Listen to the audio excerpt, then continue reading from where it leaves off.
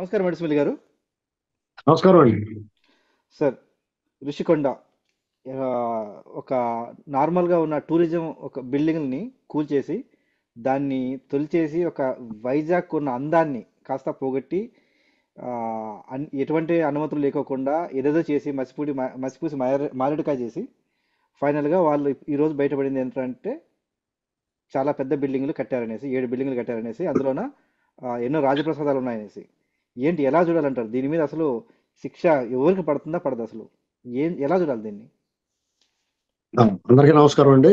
మరి వాళ్ళు ఇంద్ర భవనం కట్టారా, మహేంద్ర భవనం కట్టారా, లేకపోతే త్రిశంకు స్వర్గం సృష్టించారా, లేకపోతే మయసభను తరిపించే దానిలో కట్టారనేటువంటిది పక్కన పెడితే ఒక మాన్యుమెంట్ అండి. ఋషికొండ అనేటువంటిది మాన్యుమెంట్ పర్యావరణానికి సంబంధించి.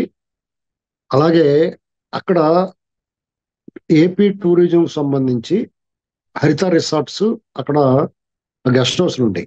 ఎందుకంటే సామాన్యులకి వైజాగ్ తాలూకు ఆ సముద్రం తాలూకు వ్యూ అనేటువంటిది అందరికి అందుబాటులో ఉండేది. First point.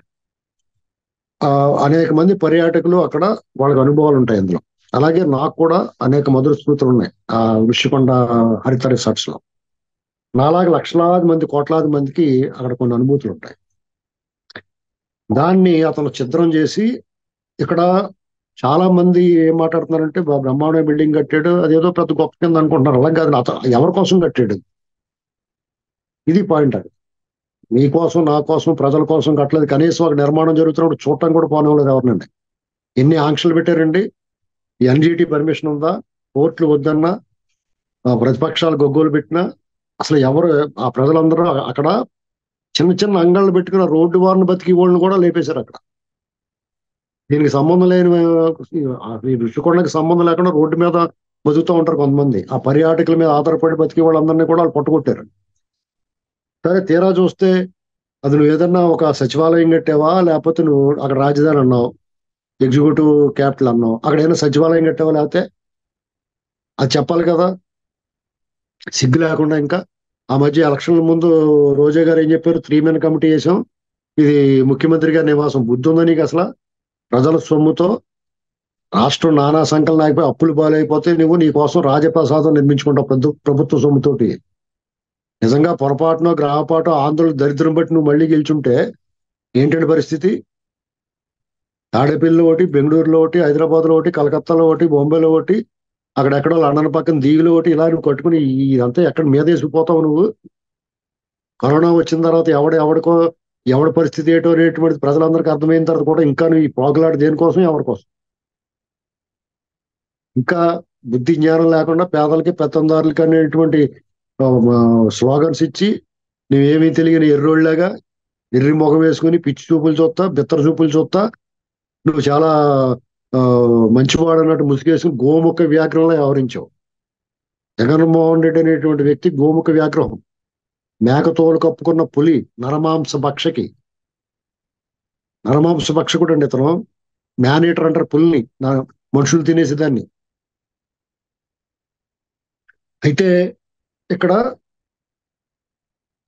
ఇటాలియన్ మార్బుల్స్, లేకపోతే అద్భుతమైన షాండిలియర్స్, బాత్ టబ్బులు, విశాలమైన బాత్రూములు, విశాలమైన పడగదులు, వంటగదులు, భోజన వసతి, ఇవన్నీ నువ్వు బ్రహ్మాండంగా చేసుకుని ఎవరి కోసం చేసావు? నేను ముందు నుంచి చెప్తా ఉన్నాను, ఇవాళకి ఇంకా నోళ్ళు లెగుస్తున్నాయి. బ్రహ్మాండం కట్టాడు, చంద్రబాబు ఏమైనా కట్టాడా అని మాట్లాడుతూ ఉన్నారు. నేను అందుకనే చెప్పాను, కరోనా వైరస్ లాగా ఈ virus second wave, third wave లాగా వీళ్ళందరూ ఉంటారు. ఇంకా జగన్మోహన్ రెడ్డి పని అయిపోయింది. Jaganmohan Reddy no more political గా. అతను మళ్ళీ భవిష్యత్తులో ప్రధాన రాజకీయ శ్రవంతులు అసలు కనిపించడం. కానీ అతను వదిలి వెళ్ళిన ఈ వైరస్ చీడ పీడ, ఆకు తొలుచు పురుగు, కాండము తొలుచు పురుగులు ఇంకా ఉన్నాయి. వీళ్ళు సోషల్ మీడియా టీం అంతా తెలంగాణ, ఆంధ్ర వదిలిపెట్టి ఢిల్లీ పోయారు. వాళ్ళు బాస్ ఉన్నాడు కదా అక్కడ కాపాడతాడని, అక్కడి నుంచి కొట్టుకుంటూ తీసుకురావాలా. వీళ్ళు ఇంకా మీనమేషాలు ఎక్కెడుతున్నారు. ఫస్ట్ వాళ్ళు నోళ్ళు ముయించాలి అర్జెంటుగా. చాలా బాగా కట్టారు. ఆ ఇంటూరు రవికరుణ ఒక రవికుమార్ ఎవడో ఉన్నాడు, వాడు ఇంకా మాట్లాడుతున్నాడు. ప్రభుత్వం వచ్చి వారం రోజులు 10 రోజులు కాలేదు ఇంకా ప్రమాణ స్వీకారం అయ్యి అప్పుడే వాళ్ళు మొదలెట్టారంటే వాళ్ళ ఉద్దేశం ఏంటి? ఇక్కడ కేసీఆర్ అలాగే మొదలెట్టారు. వాళ్ళ ఇంట్లో వాళ్ళు జైల్లో పోయిన వాళ్ళు సిగ్గులేదు, వీళ్ళకి అంతకన్నా సిగ్గులేదు. రేపు మాపు వీళ్ళందరూ జైల్లో పోతారు. ఒక్కొక్క కుంభకోణం ప్రతిరోజు వాళ్ళు తప్పు చేశారు. ప్రతిరోజు 5 సంవత్సరాల్లో ఏ రోజు తప్పు చేయకుండా ఉన్న రోజు లేదు. మీకు ప్రభుత్వ కార్యాలయాలకి, ప్రభుత్వ పాఠశాలలకి, ఆఫీసులకి అన్నిటికి సెలవులు ఉన్నాయి, కానీ వీళ్ళ అరాచకాలకి సెలవు లేదు. కరోనాలో కూడా అరాచకం చేశారు వీళ్ళు. కరోనా వచ్చిన దేశం అంతా లాక్డౌన్, ప్రపంచమే తాళం పడిపోయింది ప్రపంచానికి. ఆ రోజు కూడా వీళ్ళు తప్పులు చేశారు. దానికి మాత్రం విరామం లేదు, విశ్రాంతి లేదు. వీళ్ళు అరాచకం చేయడానికి, దుర్మార్గం చేయడానికి, పట్టపగలు దోపిడీ చేయడానికి అసలు విశ్రాంతి లేదు వీళ్ళకి. అటువంటిది ఇంకా ఎగ్గు లేకుండా మాట్లాడుతున్నారు. వీళ్ళు ఏం చేయాలండి? ఇప్పుడు ప్రత్యేక హోదా గురించి మాట్లాడుతున్నారు కొంతమంది. ఒక మీటింగ్ పెట్టి ప్రత్యేక హోదా సాధన సమితి అంట. అలా బుద్ధి ఉంది వాళ్ళకి? ఈ 5 సంవత్సరాలు ఎక్కడున్నారు వీళ్ళు? తాక్కున్నారు. వీళ్ళకి అందరికీ నేను చెప్పేది ఏంటంటే, చంద్రబాబు నాయుడు గారే ప్రత్యేక హోదా ఆంధ్రప్రదేశ్కి.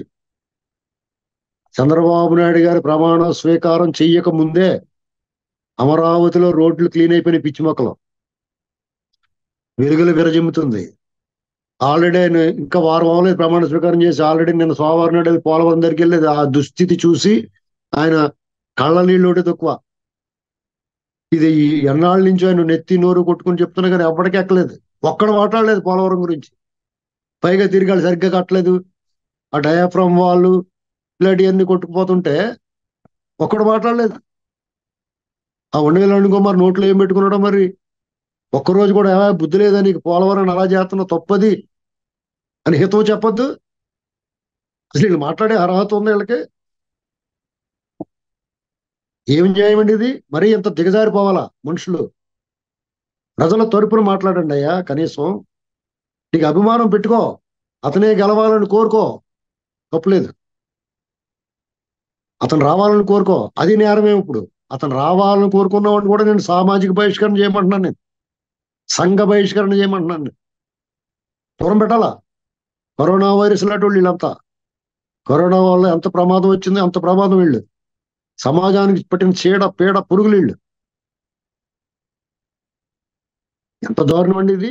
అయితే ఇప్పుడు ఆంధ్రప్రదేశ్లో అర్జెంటుగా చంద్రబాబు నాయుడు గారు చక్కదిద్దాల్సింది కూటమి ప్రభుత్వం మీద చాలా బరువు ఉందండి, బాధ్యత ఉంది. అంటే ఇతను ఒక యుద్ధం వెలిసిన తర్వాత, ఒక యుద్ధమే జరిగింది ఒక రకంగా చెప్పడం, అరాచకం జరిగింది. అరాచకానికి వ్యతిరేకంగా ప్రజలు శబ్ద విప్లవం చూపించారు మన ఎన్నికల్లో. కానీ 5 సంవత్సరాల పాటు అందరూ మౌనంగా రోధించారు. ఆవేశంతో, ఆందోళనతో, ఆక్రోశంతో ఉన్నారు. అది బయటపడింది మొన్న ఎన్నికల్లో, బయటపడింది అంతా. మరి ఇతను చేసిన విధ్వంసం ఏంటంటే, ప్రత్యర్థే లేని చోట అతను పార్టీ ప్రధాన ప్రతిపక్షంగా చంద్రబాబు నాయుడు గారు, లోకేష్ గారు, అలాగే పవన్ కళ్యాణ్ గారు అందరూ కూడా వాళ్ళ స్థాయిలో చేశారు. సింహభాగం చంద్రబాబు నాయుడు గారు, లోకేష్ గారు, వీళ్ళ పోరాటం అనితర సాధ్యం, అనన్య సామాన్యం. ఎందుకంటే ఇది ఒప్పుకొని తీరాల. ఎందుకంటే అనేక మంది కార్యకర్తల బలిదానాలు, తెలుగుదేశం కార్యకర్తల నాయకులు వాళ్ళని పెట్టిన హింస, వాళ్ళు వేటాడిన తీరు మన కళ్ళారా చూసాం. సాక్షాత్తు చంద్రబాబు నాయుడు గారిని, వాళ్ళ కుటుంబాన్ని హ్యూమిలేట్ చేసి, హింసించి, జుగుప్సాకరంగా మాట్లాడి అనేకంగా జైల్లో పెట్టేశారు. లోకేష్ గారి పాదయాత్ర అడుగడుగున అడ్డుకున్నారు. ఇక 1, 2 కాదండి, అనేక మందిని చంపేశారు. దళిత సమాజాన్ని అయితే వాళ్ళు ఆ రకంగా వాళ్ళ మీద ఏకపక్ష దాడి చేసి, ఇవన్నీ జరిగిన తర్వాత ఇప్పుడు మళ్ళీ అధికారంలోకి వచ్చింది.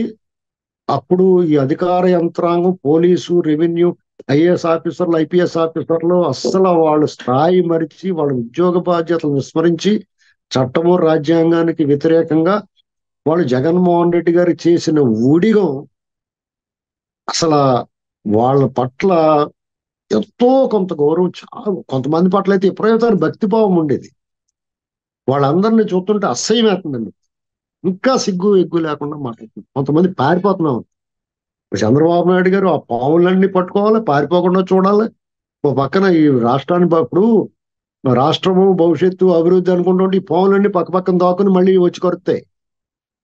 ఎన్నాటి సర్పయాగం చేయాలా, ఎవరిని విడిచిపెట్టకూడదు. ఆనాడు జనమేజయుడు చేసిన సర్పయాగంలో తక్షకుడు, వాసుకి ఇలాంటి వాళ్ళు తప్పించుకున్నారు. ఇప్పుడు వాళ్ళు తప్పించుకోవడానికి వీల్లేదండి. ఎవరు తప్పించుకోకూడదు. ఇంత బాధ్యత బరువు ఉంది ఇప్పుడు ఆయన మీద.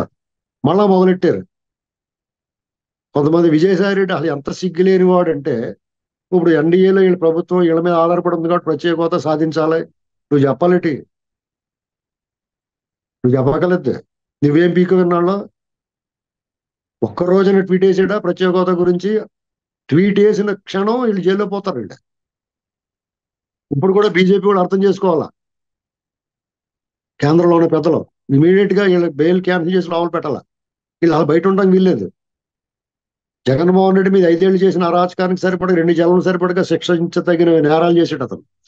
అతనితో పాటు ఈ గ్యాంగ్ దండుపాళెం బ్యాచ్, ఈ దొంగల ముఠా మొత్తాన్ని జైలు పెట్టాలి. ఆస్తులని రికవర్ చేయాలి. రెవెన్యూ ఆర్ఆర్ యాక్ట్ మొత్తం రికవర్ చేసి ప్రభుత్వ ఖజానాకి జమ చేయాలి.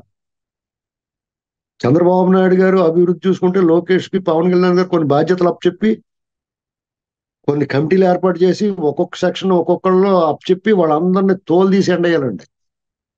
ఎవడు నోటికి వచ్చినట్టు మాట్లాడిన వాళ్ళు, విష ప్రచారాలు చేసిన వాళ్ళు, ఫేక్ ప్రచారాలు చేసిన వాళ్ళు, వీళ్ళు ఎవరిని విడిచిపెట్టకూడదండి. ఎందుకంటే ఇది సమూలంగా ఈ వ్యాధిని కంప్లీట్ గా నిర్మూలించాల. లేదంటే చూడండి, ఋషికొండలో అంత దారుణంగా ఆడ సొంతానికి కట్టుకుంటే దాని ఏదో రాష్ట్రానికి కట్టాడు అంటున్నారు. రాష్ట్రానికి కట్టలేదు, రాష్ట్రం ప్రజల సొమ్ముతో కట్టాడు. కానీ తన కోసం కట్టుకున్నాడు, తన కుటుంబం కోసం కట్టుకున్నాడు. రాష్ట్రం కోసం కడితే అలాగెందుకు? తను ఒకళ్ళు ఎవరో కాపురం ఉండడానికి ఎందుకు కట్టుకుంటాడో? అందరికీ ఉపయోగపడేలా కడతారు. ఇప్పుడు దాన్ని ఎవరికి ఇవ్వాలి, ఏం చేయాలి, ఏ రకంగా వాడాలండి దాన్ని? ఆ డబ్బు ఎవరు ఇస్తారు? ఇప్పుడు ఏం చేయాలంటే దానికి సంబంధించిన ఇన్వాల్వ్ అయిన వాళ్ళు అందరి దగ్గర డబ్బు రికవర్ చేయాలి. దాన్ని రాష్ట్ర సంపదగా గుర్తించాలి. ఇప్పుడు చాలా పని ఉందండి. ఇది లీగల్ గా కొన్ని అడ్డంకులు ఉంటాయి, దాన్ని కూడా అధిగమించాలి. న్యాయస్థానాలు కూడా కొద్దిగా వాళ్ళు విచక్షణతో ఆలోచించి ఈ ఈ తప్పు చేసిన వాళ్ళు శిక్ష చేయాలి. అంతేగాని రూల్ ప్రకారం పోతాం, వాళ్ళు వాదిస్తే దాని ప్రకారం పోతాం అనకూడదు. సుమోటోగా స్వీకరించాలి కొన్ని విషయాలు. ఆయన ఫర్నిచర్ విషయం చూడండి. ఫర్నిచర్ అలాగే కోటేశ్వర ప్రసాదరావు గారిని ఎన్ని మాటలు మాట్లాడారు. అవును సార్. ఇప్పుడు ఇవాళ సిగ్గు లేకుండా 45 కోట్లు ఫర్నిచర్ పెట్టుకుంటాడు ఇంట్లో. ఇంటి చుట్టూ ఇనుప కచ్చడాలు వేసుకుంటాడా? ఈడు మళ్ళీ పులి సింహం అని చెప్తారు ఇతన్ని. వాళ్ళు ఒకసారి పునరాలోచించుకోవాలా. సిగ్గు శరం మానవ మర్యాద వీళ్ళు ఎలా కాశీలో వదిలేశారు. ఆ వైజాగ్ లో స్వరూపానంద సరస్వతి ఉన్నాడు. ఇత్తడి పాళ్ళ పేళ తలతల మెరిసినట్టు మెరుస్తాడు. కానీ అతను మళ్ళీ ప్లేట్ మార్చేసి చంద్రబాబు గారు చాలా సూపర్ అంటున్నాడు. ఆ మాయలో పడకూడదు. అర్జెంట్ గా అతను అతను సూచన మేరకే ఋషికొండలో కట్టారంట. అతను 15 ఎకరాలు ఇచ్చాడంట 8,100 కోట్లు. అవన్నీ రికవర్ చేసుకుని ఆశ్రమానికి వెళ్ళి టీడీపీ వాళ్ళు కూర్చోవాలి, కూటమి వాళ్ళు. ఆశ్రమం పని చూసుకోవా, నువ్వు వెళ్ళి నువ్వు అడవుల్లో కూర్చో, ఇక్కడ కాదు నువ్వు ఉండాల్సిందని చెప్పి పంపించాలా. నీ శారదాపేట ఎక్కడో ఉంది కదా, అక్కడికి వెళ్ళిపో, ఇక్కడ ఇక్కడ అనవసరం, నీ సేవలు చాలు మాకు, నువ్వు మాకేం చెప్పక్కలేదు, మా అందరికీ భక్తి ప్రవృత్తులు ఉన్నాయి, హిందూ సమాజాన్ని నువ్వేం ఉద్ధరించగలదు, హిందూ సమాజం ఒక జీవన విధానం, నువ్వు ప్రత్యేకించి ఏం చెప్పాల్సిన అవసరం లేదని చెప్పి వాళ్ళు పంపించాలా అర్జెంట్ గా. ఎందుకంటే ఓ పక్కనే జగన్మోహన్ రెడ్డి ఏ మతాన్ని ఆచరిస్తాడో, అతని ఏ వ్యవహారం ఎలాగుందో, తిరుమల తిరుపతి దేవస్థానాన్ని ఆంధ్రప్రదేశ్ లో దేవస్థానం ఎలా భ్రష్టు పెట్టించారో చూసాం. చూసిన తర్వాత కూడా ఇంకా అతను సమర్థించేవాడిని మీరు ఎలాగా ఇది చేస్తారండి? కాబట్టి ప్రజలందరూ ఆలోచించుకోవాల్సింది ఏంటంటే ఫేక్ ప్రచారాలు నమ్మరాదు.